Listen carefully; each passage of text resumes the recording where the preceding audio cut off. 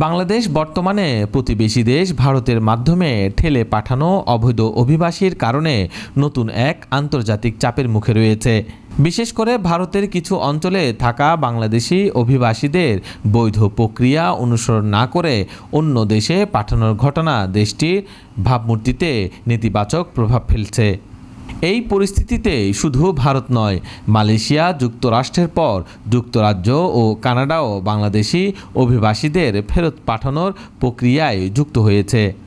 Border guard বাংলাদেশের তথ্য মতে এই সংকটের ধারাবাহিকতা ইতিমধ্যেই উল্লেখযোগ্য সংখ্যক বাংলাদেশিকে বিদেশ থেকে ফেরত পাঠানো হয়েছে।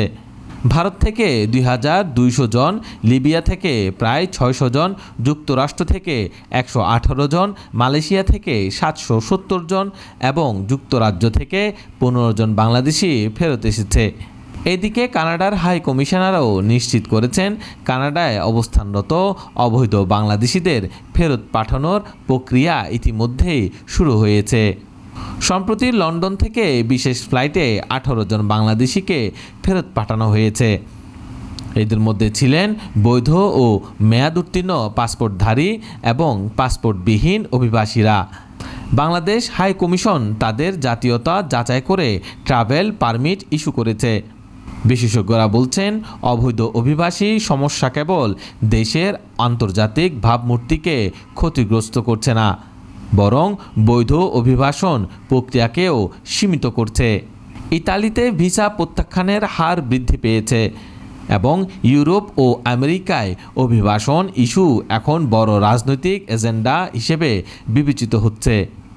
অভিবাসন বিশেষজ্ঞ আসিফ মুমিনের মতে, সিভিল এভিয়েশন, পররাষ্ট্র ও প্রবাসী কল্যাণ মন্ত্রণালয় যদি সমন্বিত উদ্যোগ নেয় তবে এই সংকট অনেকাংশে নিরসন করা সম্ভব।